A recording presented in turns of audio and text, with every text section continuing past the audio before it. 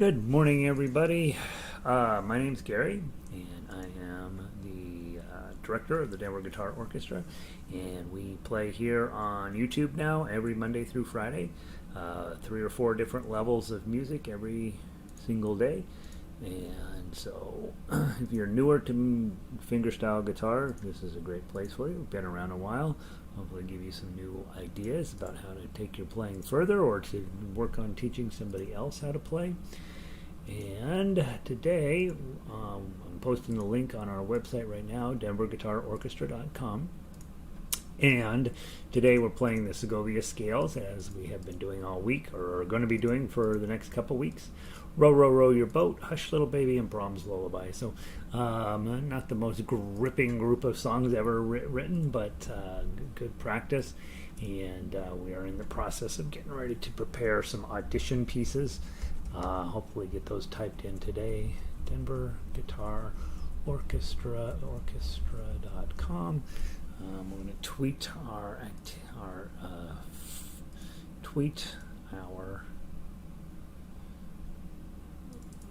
broadcast today. Guitar, Twitter. I use the big logo on Twitter and the little logo on YouTube. Twitter doesn't care how big it is. And let's see.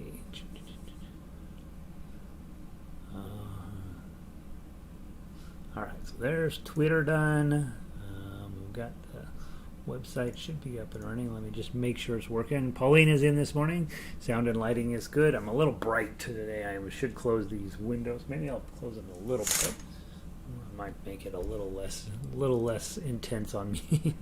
Have a beautiful day here in Colorado. It's supposed to be up in the 60s, I believe, or close to it, middle 50s, something like that.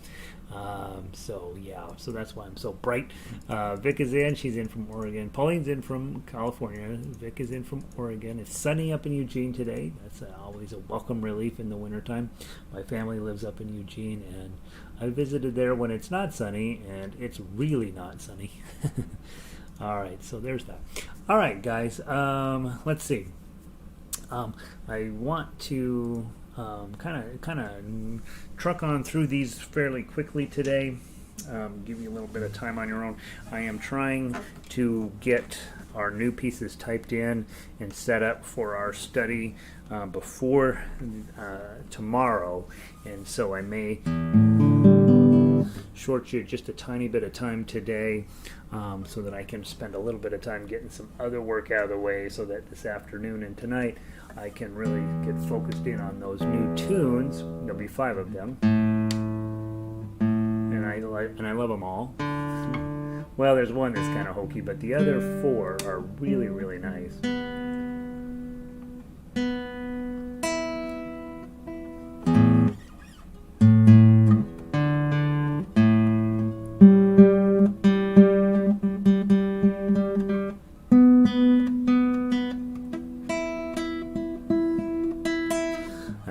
Working on this thumbnail now for the last few days because it's having a tendency to catch, and it's not cooperating. So we're still in a mess with my thumbnail. Let's see. Hope you guys are feeling good today. Happy morning, everyone. Evelyn made it in. Just finished my disc golf this morning. 58 degrees and cloudy. There sounds like a pretty decent day Evelyn's got going down there. Elizabeth is in. Good morning, Elizabeth. I'm looking forward to hearing Elizabeth's report. She had an appointment yesterday, and I'm looking forward to getting her email today describing what successes and failures happened there. I am going to get us a couple more Beatles tunes for our Thursday night class. We're getting to the point where we got a lot of great music for Thursday nights. 1, 2, 3, 4, 5, 6, 7, 8, 9 songs in there, and so we'll be putting in at least 2 more this week. And so we're trying to keep everything moving forward for guitar. And let's begin with our Segovia Patterns today. Where is Segovia? All right. Again, we're just working on the first one for now until I get it recorded and done and in the can. And then we will work on more things. Today I told you guys we're going to work on middle and ring. So let me make sure that I'm squarely in the viewfinder here. What I'm talking about is middle, ring, middle, ring, middle, ring, middle, ring, middle, ring.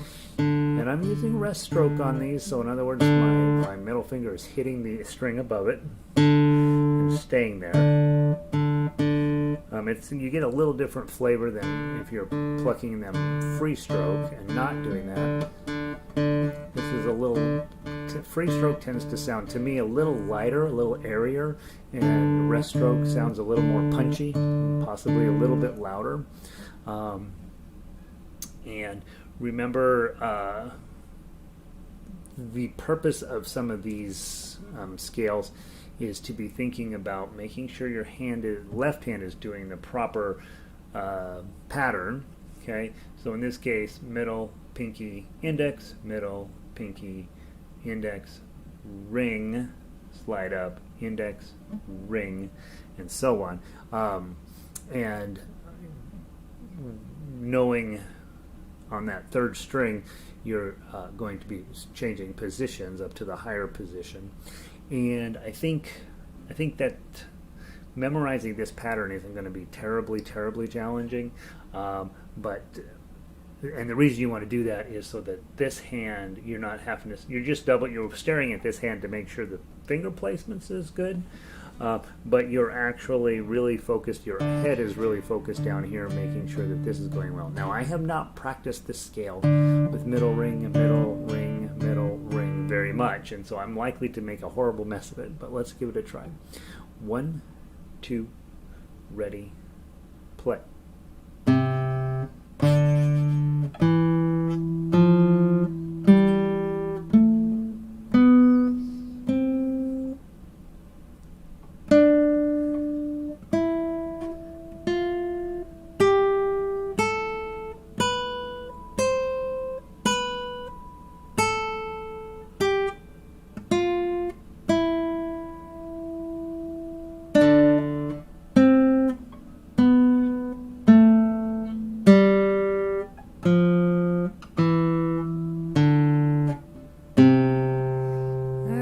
Too bad. Hopefully you get okay. Let's do it one more time. I should probably stop there, right? From the top, one more time. Middle and ring, same pattern. 1, 2, 3, 4.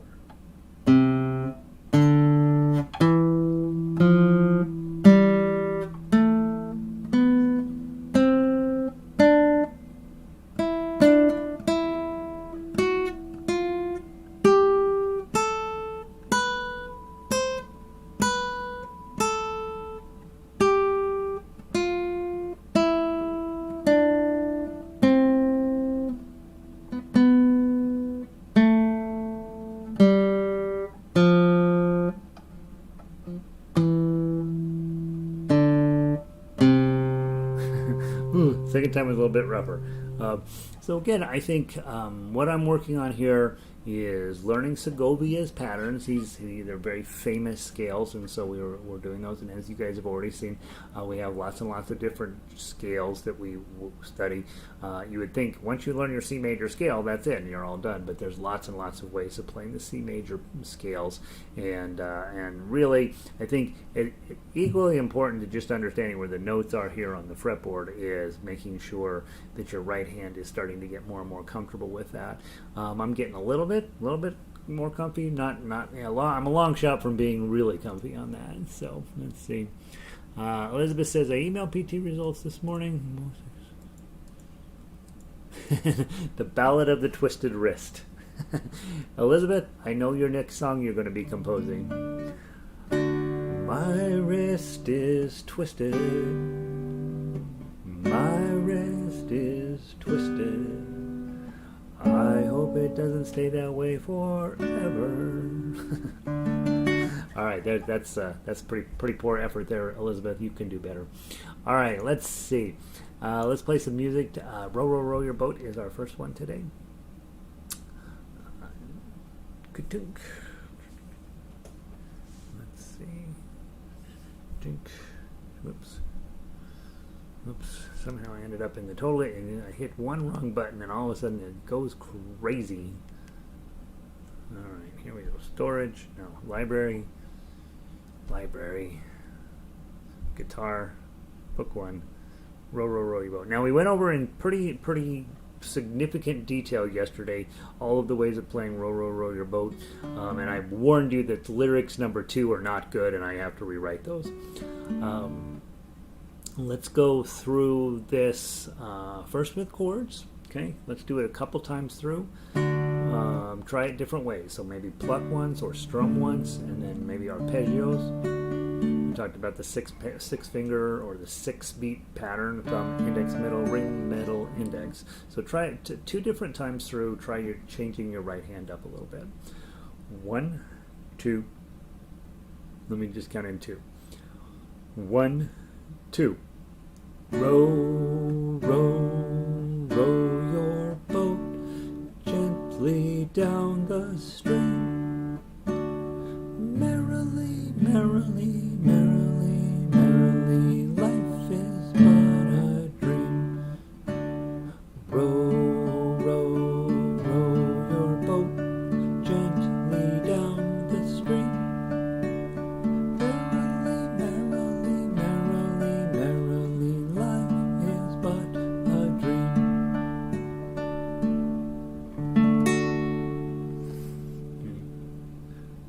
Pretty. Okay, so not too much there, right? That's how you would play it sitting around the campfire. If you did take a guitar to a campfire, which is kind of odd that you would do that, but you might, right? We see it on television commercials for insurance all of the time.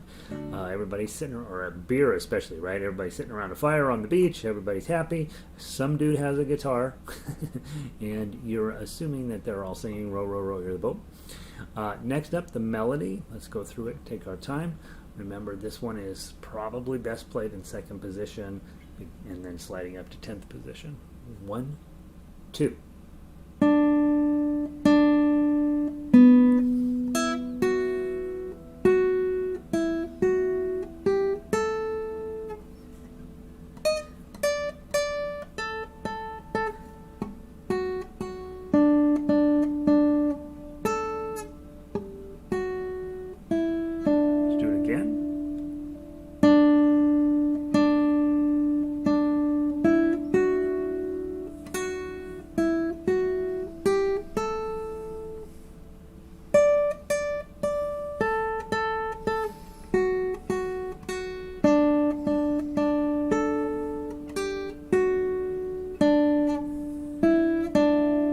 Play it again until I get it right. Go.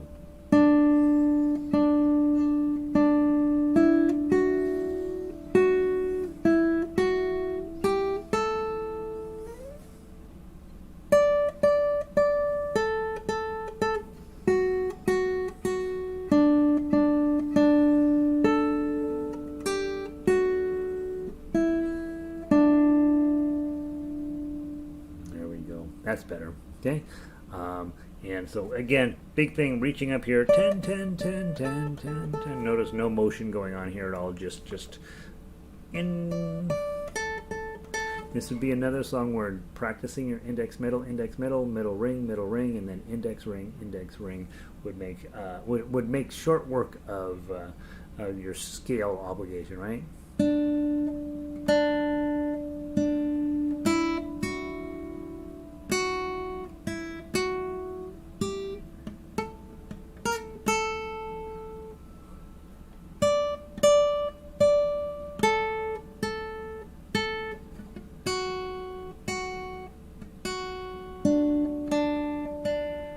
Harder than you'd think.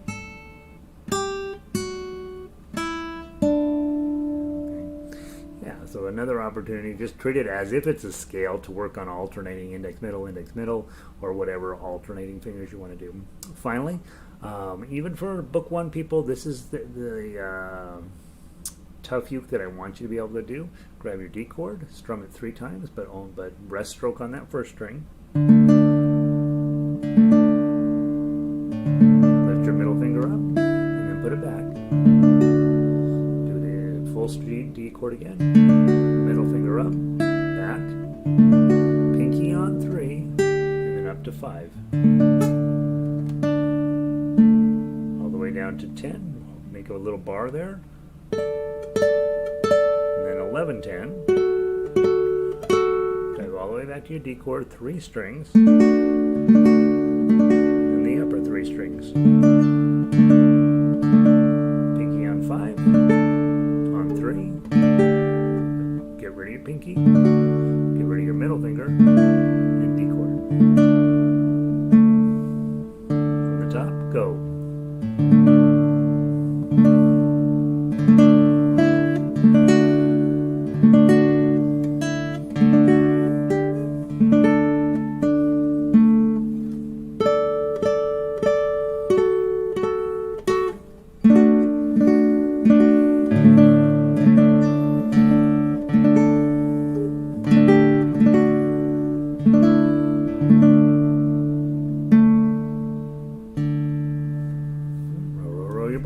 Lovely. So each day this week we play that, again, getting book 1 people just comfortable with playing. It's still a D chord here and D chord up here, but we want to get comfortable with this notion of, hey, this chord shape, we do certain work here, and then we go down here, we're going to do certain work down there. That business of changing the shape of your hand and moving it around the fretboard to accommodate wherever the melody happens to be going on will be your life and fingerstyle guitar. That's one of the things that you will do until the day you decide that taking bagpipes is a way better plan. All right. There's that one. Next up on today's list of the hits, let's go do Hush Little Baby. This is a very odd song. And so a lot of times people are like, I don't know if I know this song, because really the last time that it was seriously sung, I think, was about 1920, maybe. So not a very popular song anymore. But I think the lesson here is super important. We're going to be introducing B7, right? So you've got your E chord. Okay. And think about it on your fingers again. E, F, G, A, B. Okay? And a lot of times when you have the 5th, that's going to be a 7th. So a B7 here is what makes sense. There are B chords on the instrument. We don't play them a ton. But we do play B7 a lot, and so E and B7 make really good friends, and luckily are reasonable to play. So I hit my E chord to get to B7. It goes up 1 with my index finger, down 1 with my ring finger, add the pinky on the bottom. Okay, we're going to try it. We're going to best of you to avoid the 6th string on those B7s. Go back to your E chord. Let's do about 100 of those from the 4 beats of each. 1, 2, ready, play. E, E, E, E, B7. And E, B7. And E, B7.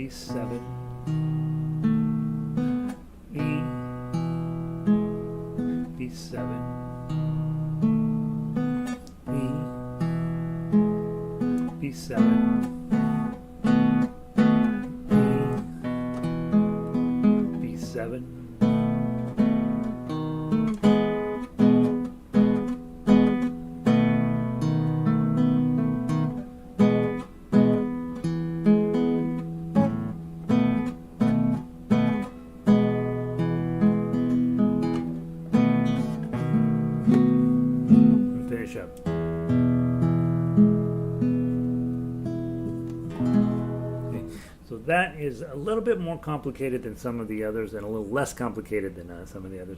I think C to G7 for me is super complicated, but these chords are easier than those for me, but they're not exactly easy. Right? They're not quite D to A7 easy. All right, silly little words. Let's sing through it a couple of times just so you make sure you know how it goes. 1, 2, ready, play. Hush, little baby, don't say a word.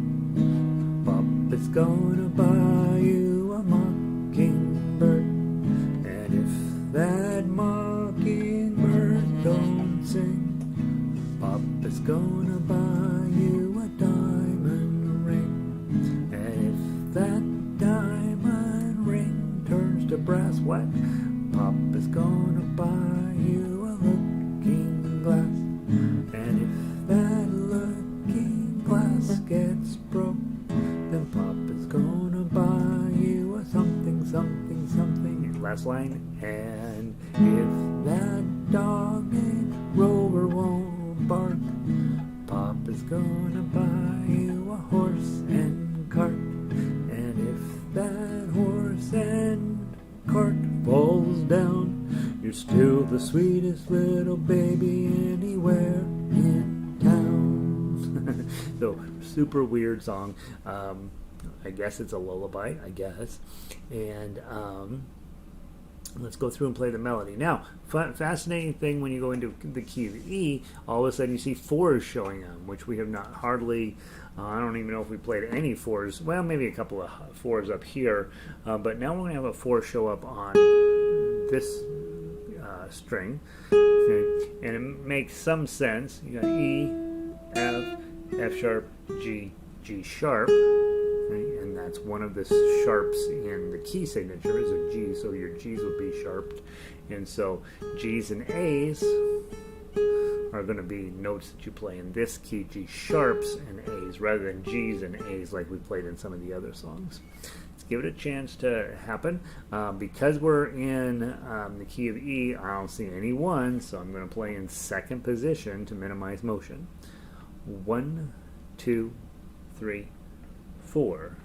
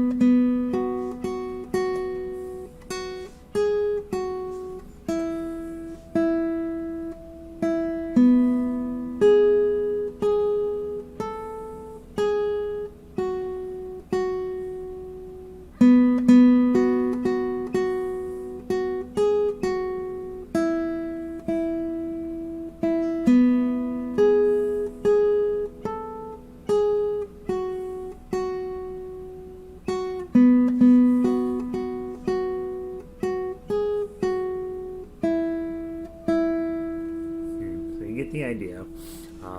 It is sort of a peaceful little tune, huh? Now, on this arrangement, I tried to make it as big as possible, so you'll see a lot of really giant chords through this thing. One of the things to pay attention to when you are doing these giant chords is to be thinking about how much of that do I want going on in my song. These lower strings will ring out for a very long time, and sometimes it gets annoying when you're playing, and so be mindful. If you hit that, you may not want to hit it on it. You may not want to hit these lower strings, even though it says it on the tablature. You may want to avoid them if your guitar starts to be like whoa and just wandering around making all this noise. You might want to think about, you know what, I'm not going to hit those upper strings for a little bit while they calm down. Let's give it a try. Start with your E chord. Let's walk through it first, and then we'll play it. So E chord. Now you're going to have to reach your pinky way out here. This is another one of these moments that hurts, and having good posture helps. You notice I immediately put my guitar up here where I can get to it a little easier. I have to keep my ring finger on the 2 and not let my pinky pull it out of position. And of course, if that's not going to happen for you, you play the E chord. Play your 4s and 5s, right? So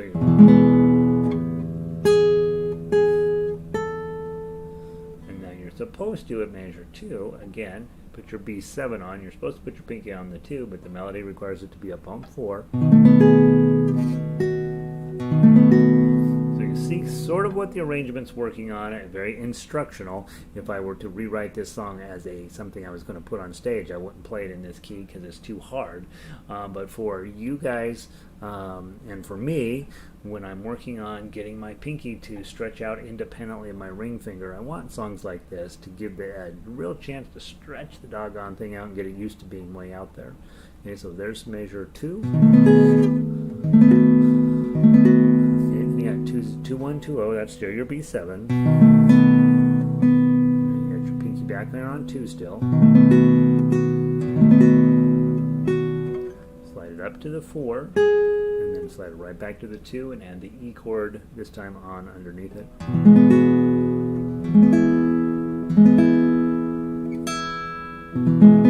as the beginning.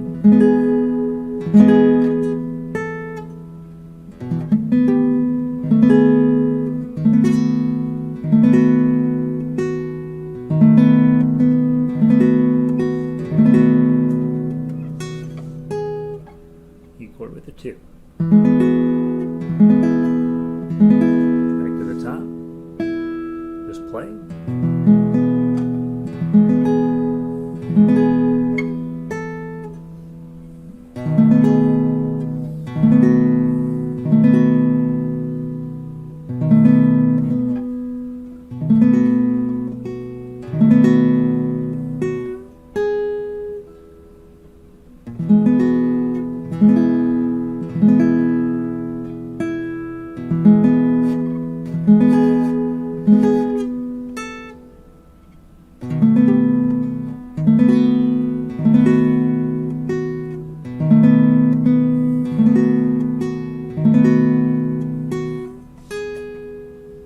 Second ending.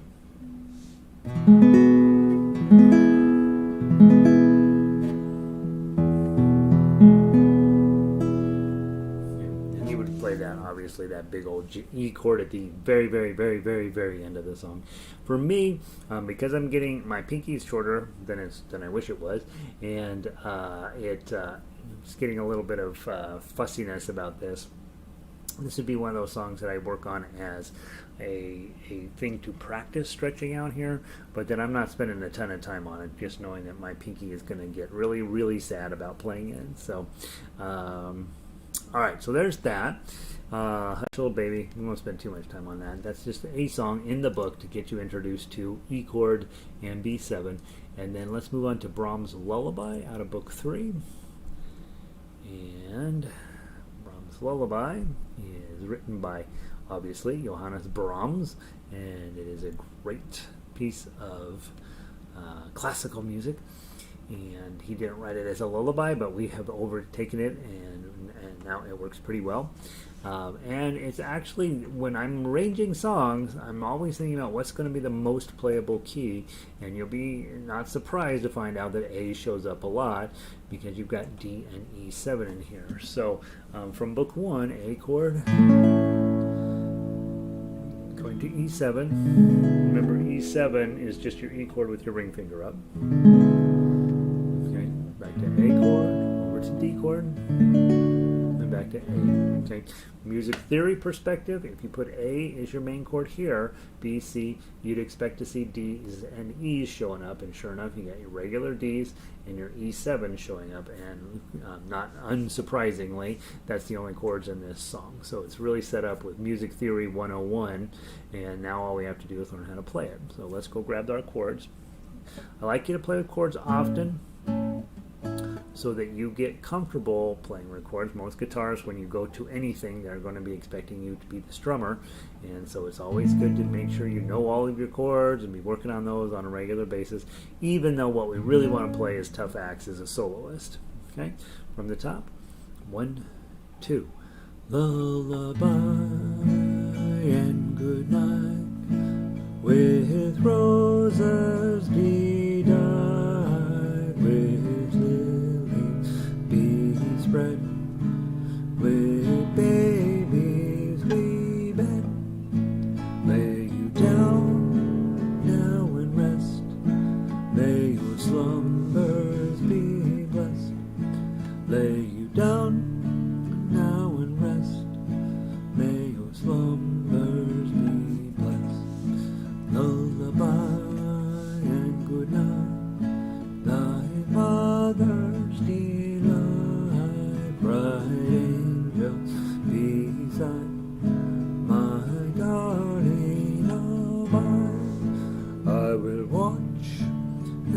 sleep.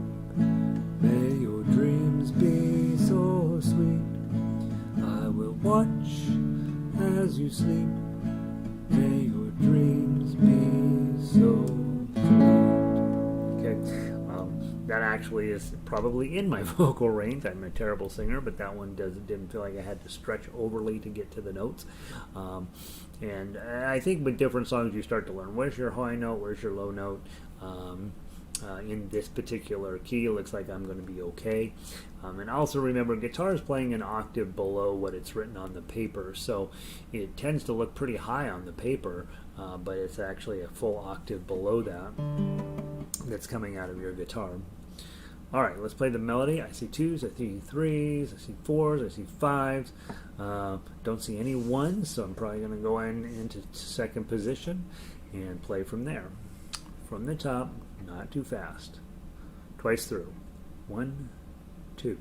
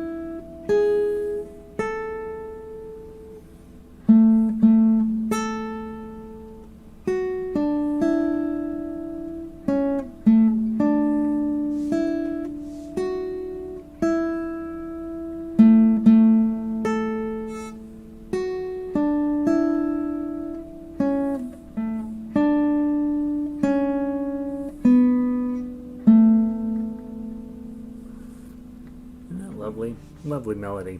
All right, so there's the melody. The melody's beautiful. Let's go talk about the tough acts.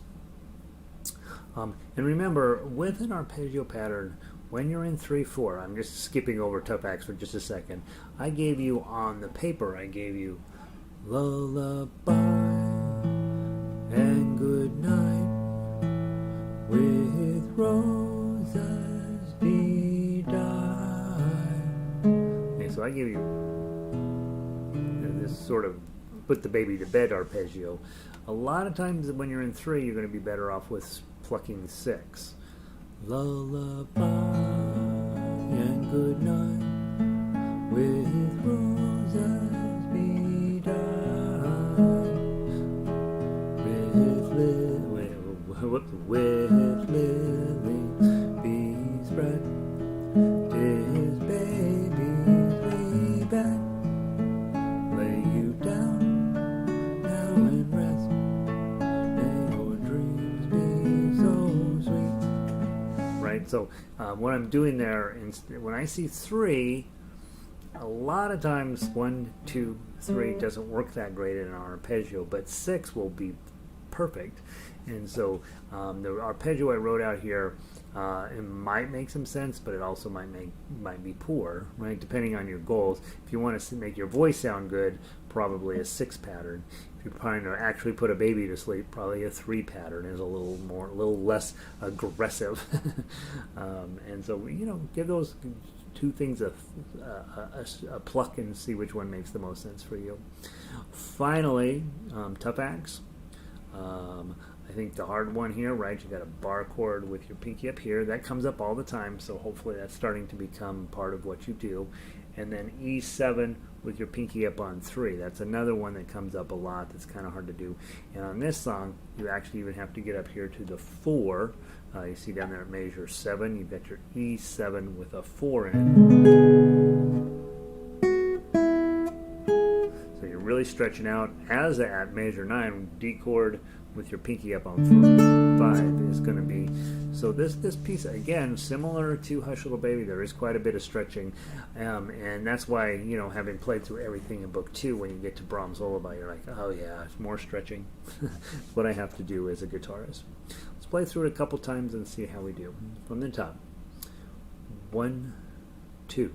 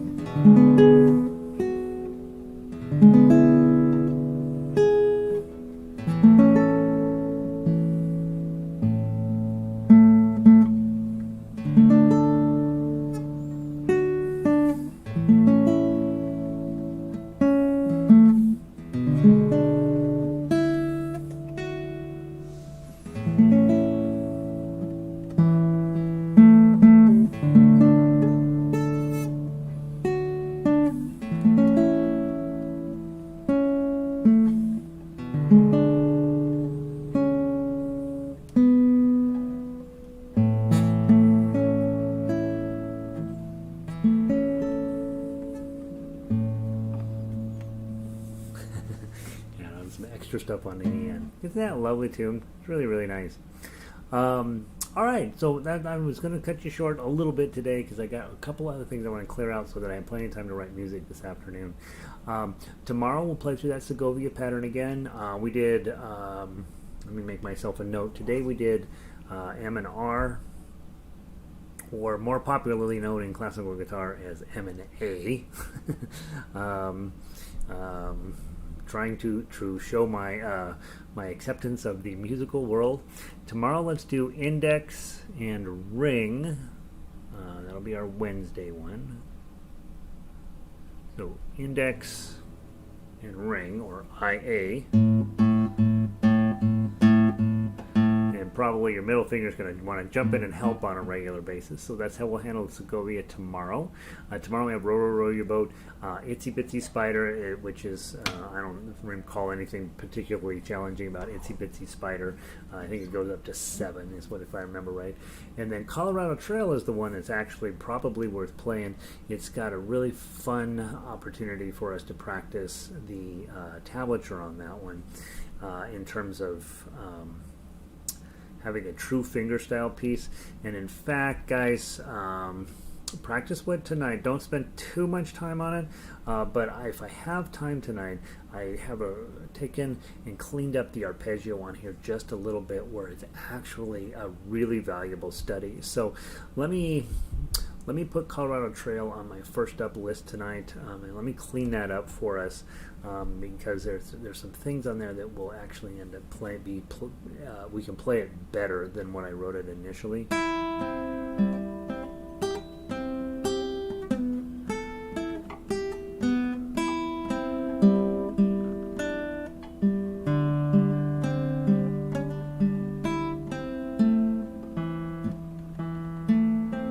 should should be able to get a little bit nicer arpeggio pattern out of that. So let me spend some time on that this afternoon, and if I can post the revised version, it'll play a little more smoothly.